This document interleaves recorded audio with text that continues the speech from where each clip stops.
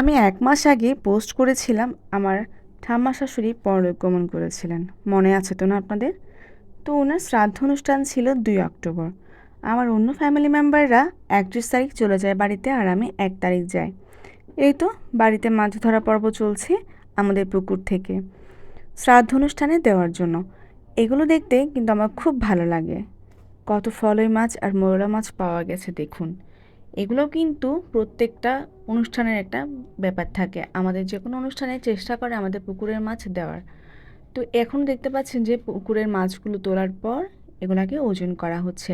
কারণ যত কেজি প্রয়োজন অনুষ্ঠানের জন্য তত কেজি কিন্তু ধরা হবে। বাকিটুক ফেলে দেওয়া হবে। এরা একটু আগে যে ভিডিওটা আমি দিয়েছি দেখতে ফার্স্টের দিকে আবার দেখতে পাবেন এখানে কিন্তু ছোটো ছোটো মাছগুলোকে ওরা ফেলে দিচ্ছে আবার পুকুরে। তো যে মাছগুলো দরকার শুধু সেই মাছগুলো এখানে রাখা হবে। আর এখানেও কিন্তু অনেক অনেক ছোটো ছোটো ফলের মাছ পাওয়া গেছিলো, সেগুলো কিন্তু আবার পুকুরে ফেলে দেওয়া হয়েছে যাতে এগুলো বড় হয়। এই তো মাছ কোটাকুটি পর্ব চলছে। সামনে একটা বড় কাতাল মাছ দেখে কিন্তু খুব ভালো লাগছে কাতাল মাছটা দেখে। এরকম সাইজের কিন্তু আরও অনেক কাতাল মাছ কিন্তু পুকুর থেকে ধরা হয়েছে।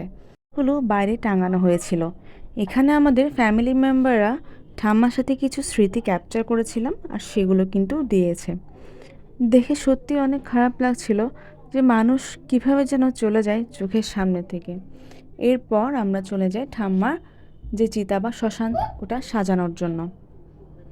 এখানে আমরা বোনরা এবং ভাইরা মিলে সাজাচ্ছিলাম। তারপর সেই শ্রাদ্ধ অনুষ্ঠানের দিন চলে আসে, ২ তারিখ।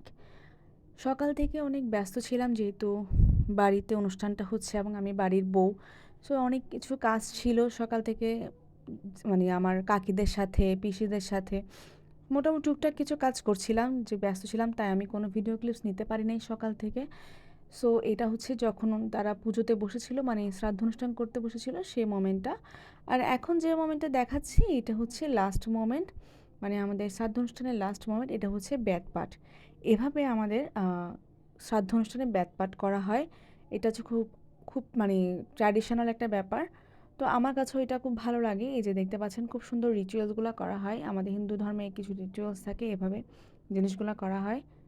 আস্তে আস্তে অনুষ্ঠানে যেহেতু শেষ পর্বে সব কিছু গোছানো চলছিল, এখন এটা হচ্ছে আপনার চিতা বা শ্মশান যেটাই বলেন না কেন, ওখানে এটা প্রদক্ষিণ করবে।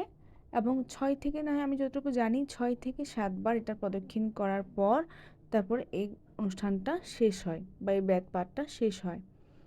এই তো ভিডিওটা আপনাদের কেমন লেগেছে অবশ্যই কমেন্ট বক্সে জানাবেন।